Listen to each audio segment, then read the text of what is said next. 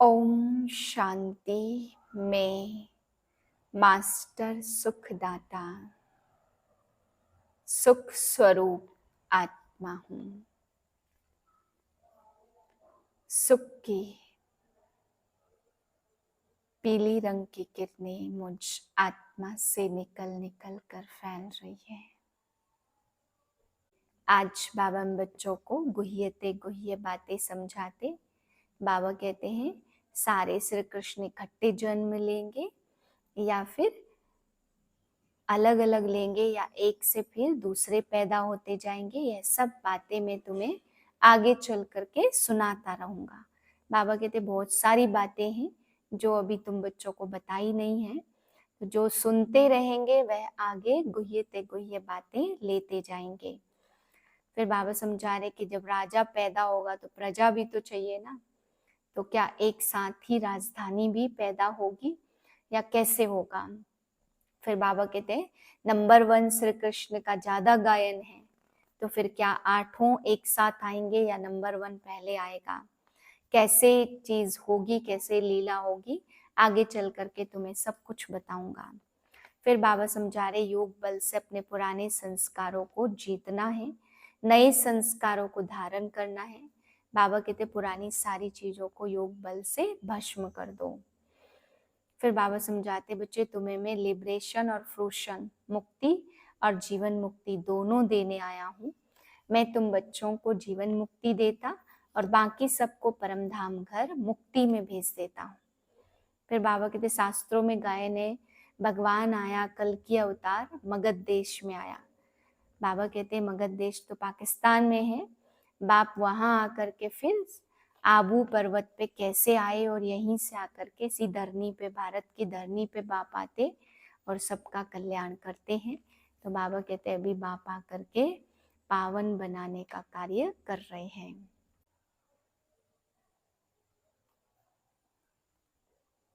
9/9/2024 के महावाक्य हैं। मीठे बच्चे योग बल से बुरे संस्कारों को परिवर्तन कर स्वयं में अच्छे संस्कार डालो। ज्ञान और पवित्रता के संस्कार अच्छे संस्कार हैं। प्रश्न है तुम बच्चों का बर्थ राइट कौन सा है? तुम्हें अभी कौन सी फीलिंग आती है? उत्तर है तुम्हारा बर्थ राइट है मुक्ति और जीवन मुक्ति। तुम्हें अब फीलिंग आती है कि हमें बाप के साथ वापस घर जाना है। तुम जानते हो बाप आए हैं भक्ति का फल मुक्ति और जीवन मुक्ति देने। अभी सबको शांति धाम जाना है, सबको अपने घर का दीदार करना है। ओम शांति। मनुष्य बाप को सच्चा पातशाह भी कहते हैं। अंग्रेजी में पातशाह नहीं कहते, उसमें सिर्फ सच्चा फादर कहते हैं। गॉड फादर इज ट्रुथ कहते हैं। भारत में ही कहते हैं सच्चा पातशाह। अब फर्क तो बहुत है, वह सिर्फ सच कहते हैं, सच सिखलाते हैं, सच्चा बनाते हैं।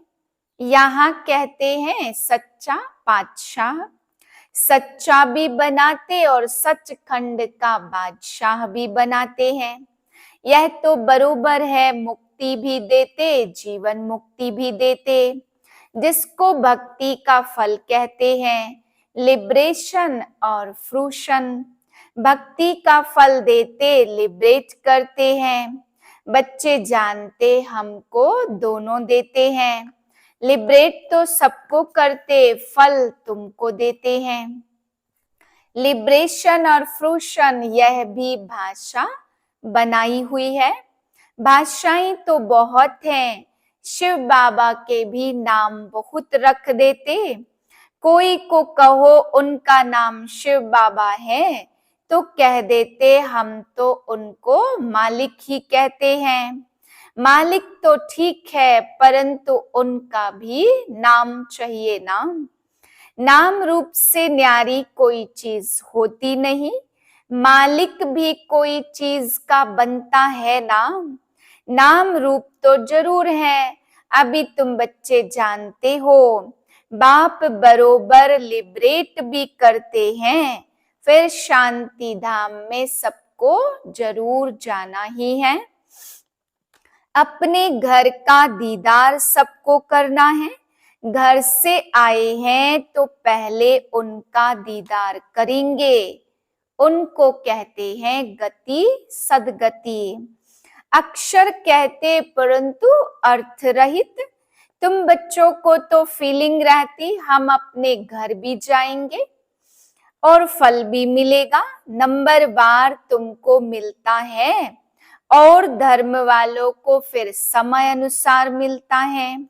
बाप ने समझाया था यह पर्चा है बहुत अच्छा, तुम स्वर्गवासी हो या नरकवासी हो। तुम बच्चे जानते हो मुक्ति जीवन मुक्ति दोनों गॉड फादरली बर्थ राइट है। तुम लिख भी सकते हो बाप से तुम बच्चों को यह बर्थ राइट मिलता है। बाप का बनने से दोनों चीजें प्राप्त होती हैं। वह है रावण का बर्थ राइट और यह है परम पिता परमात्मा का बर्थ राइट। यह है भगवान का बर्थ राइट और वह है शैतान का बर्थ राइट। ऐसे लिखना चाहिए जो कुछ समझ सके। अब तुम बच्चों को हेवन स्थापन करना है। कितना काम करना है। अभी तो जैसे बेबीज हैं, जैसे मनुष्य कलयुग के लिए कहते हैं कि अभी बेबी बच्चा है। बाप कहते सतयुग की स्थापना में बेबी है। अभी तुम बच्चों को वर्षा मिल रहा है। रावण का कोई वर्षा नहीं कहेंगे, गॉड फादर से तो वर्षा मिलता। वह कोई फादर थोड़े है। उसको रावण 5 विकारों को शैतान कहा जाता। शैतान का वर्षा क्या मिलता है? 5 विकार मिलते हैं। शो भी ऐसा करते, तमो प्रधान बन जाते। अब दशहरा कितना मनाते हैं? 5 सेरेमनी मनाते, बहुत खर्चा करते हैं। विलायत से भी निमंत्रण देकर बुलाते। सबसे नामी ग्रामी दशहरा है मैसूर का। पैसे वाले भी बहुत है। रावण राज्य में पैसा मिलता तो सारा अक्ल ही चट हो जाता है। बाप डिटेल में समझाते, इनका नाम ही है रावण राज्य। उनको फिर कहा जाता ईश्वरीय राज्य। राम राज्य कहना भी रॉन्ग है। मनुष्य समझते गांधी जी भी अवतार थे। उनको कितना पैसा देते थे, उनको भारत का बापूजी कहते थे। अब यह तो सारे विश्व का बापूजी है। अभी तुम यहाँ बैठे हो, जानते हो कितनी जीवात्माएं होंगी। जीव शरीर तो विनाशी है, बाकी आत्मा है अविनाशी। आत्माएं तो ढेर है, जैसे ऊपर में सितारे रहते हैं ना। सितारे जागती है या आत्माएं जागती हैं? क्योंकि तुम हो धरती के सितारे और वह है आसमान के सितारे। तुमको देवता कहा जाता है, वह फिर उनको भी देवता कह देते हैं। तुमको लक्की सितारा कहा जाता है। अच्छा, इस पर फिर आपस में डिस्कस करना। बाबा अभी इस बात को छेड़ते नहीं हैं। यह तो समझाया कि सभी आत्माओं का एक बाप है। इनकी बुद्धि में तो सब है। जो भी मनुष्य मात्र है, सबका वह बाप है। यह तो सब जानते, सारी सृष्टि समुद्र पर खड़ी है। यह भी कोई सबको मालूम नहीं है। बाबा ने समझाया यह रावण राज्य सारे सृष्टि पर है। ऐसे नहीं रावण राज्य कोई सागर के पार है, सागर तो ऑलराउंड है ही। कहते हैं नीचे बैल है, उनके सींगों पर सृष्टि खड़ी है। फिर जब थक जाता तो सींग बदली करता है। अभी पुरानी दुनिया खलास हो, नई दुनिया की स्थापना होती है। शास्त्रों में तो अनेक प्रकार की बातें दंत कथाओं में लिख दी हैं।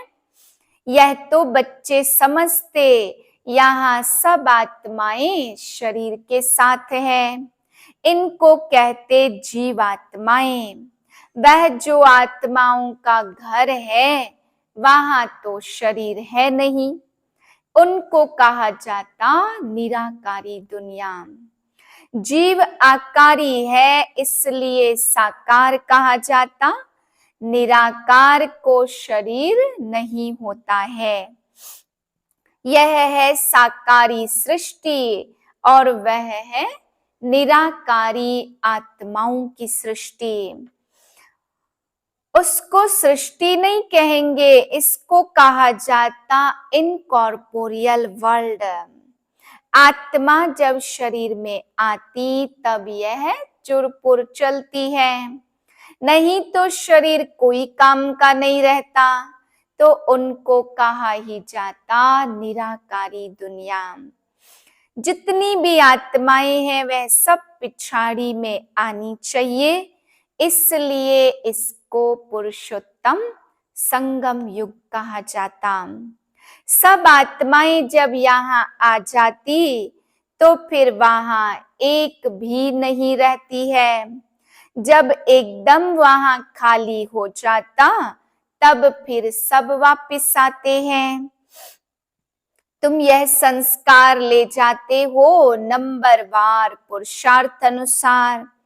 कोई नॉलेज के संस्कार ले जाते, कोई प्योरिटी के संस्कार ले जाते। आना तो फिर भी यहाँ ही है, परंतु पहले तो घर में जाना है। वहां है अच्छे संस्कार और यहाँ है बुरे संस्कार। अच्छे संस्कार वहां ले जाएंगे।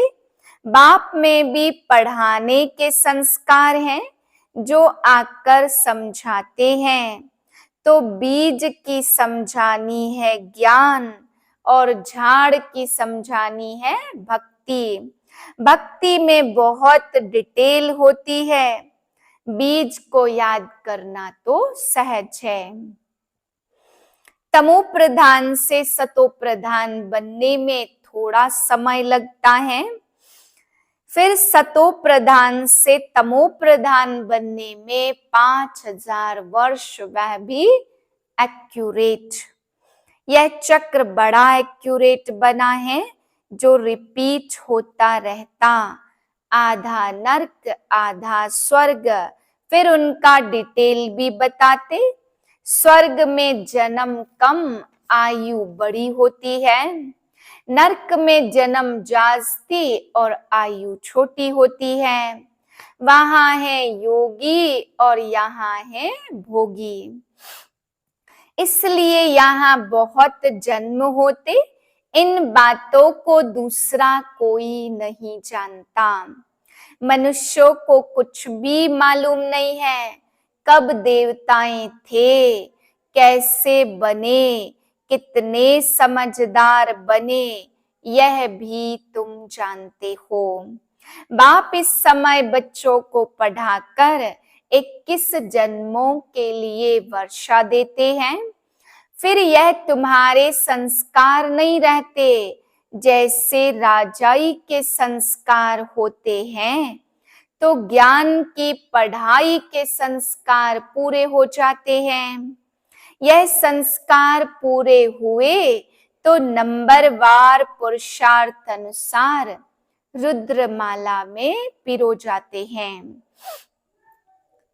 उनका नाम भी बतलाते। श्री कृष्ण है फर्स्ट प्रिंस ऑफ हेवन, यह तुम जानते हो। सिर्फ एक थोड़े होगा, सारी राजधानी होगी ना। राजा के साथ तो फिर प्रजा भी चाहिए, हो सकता है एक से दूसरे पैदा होते जाएं। अगर कहे 8 इकट्ठे आते हैं, परंतु श्री कृष्ण तो नंबर 1 में आएगा। 8 इकट्ठे आते तो फिर श्री कृष्ण का इतना गायन क्यों? कुछ तो रहा हुआ है ना। यह सब बातें आगे चलकर समझाएंगे। कहते हैं ना, आज तुमको बहुत गुह्य बातें सुनाता हूं। यह युक्ति अच्छी है। जिस बात में देखो नहीं समझते तो बोलो हमारी बड़ी बहन उत्तर दे सकती है, या तो कहना अभी बाबा ने बताया नहीं है।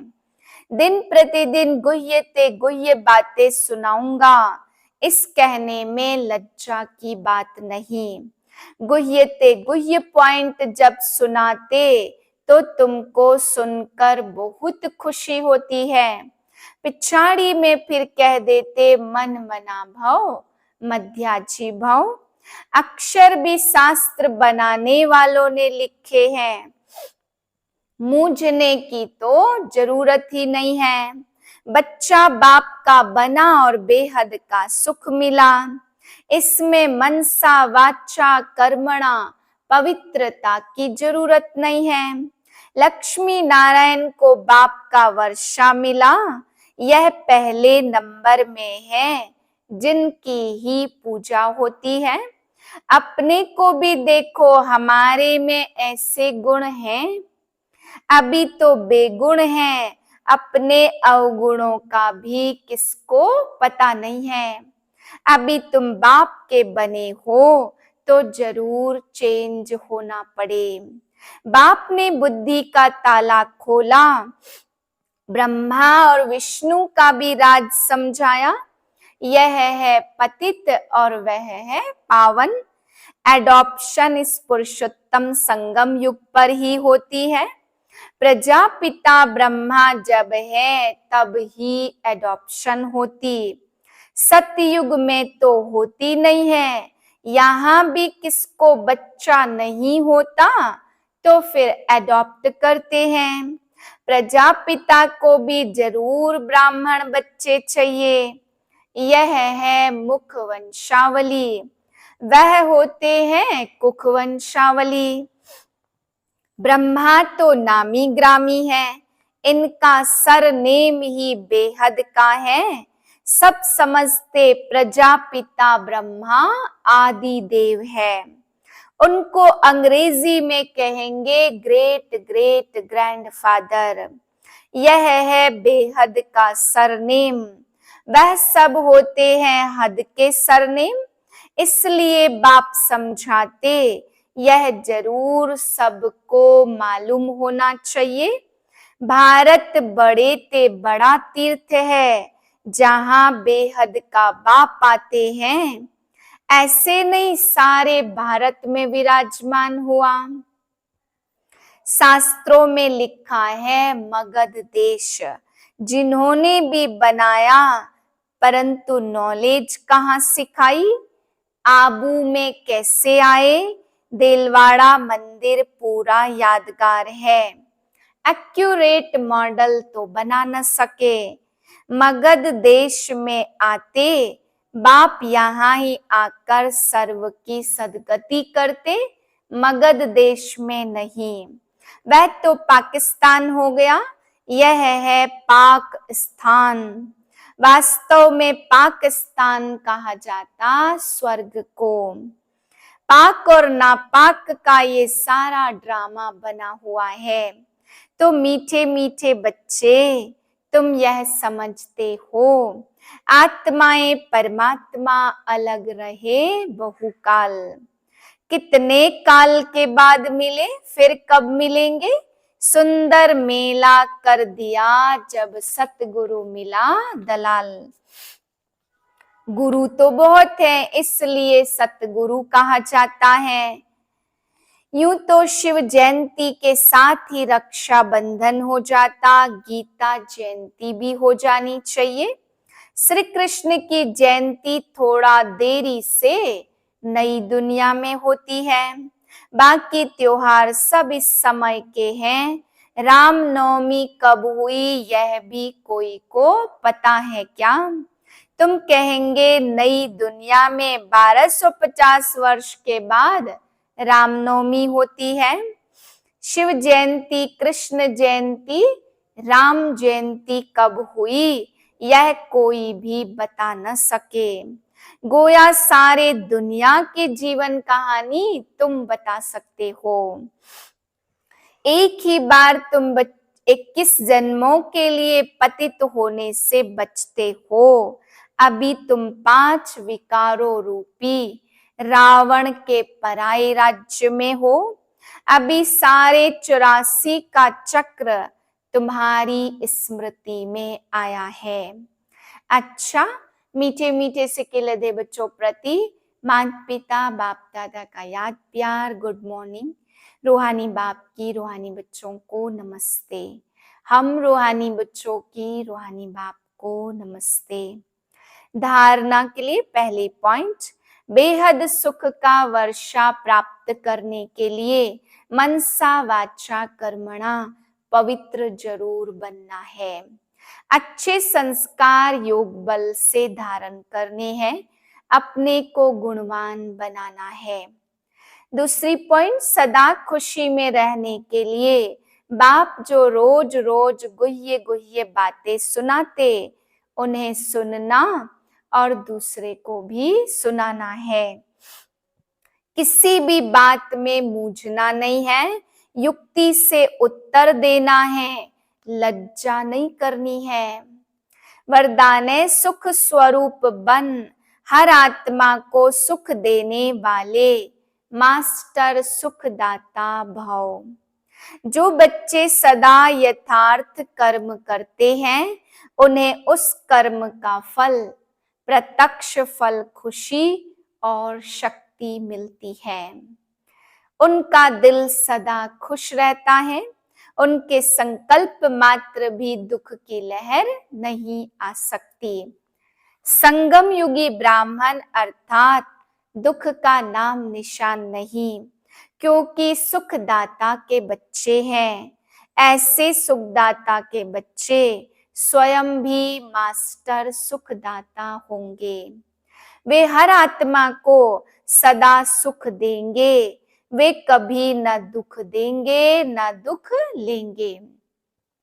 स्लोगन है मास्टर दाता बन, सहयोग स्नेह और सहानुभूति देना, यही रहम दिल आत्मा की निशानी है।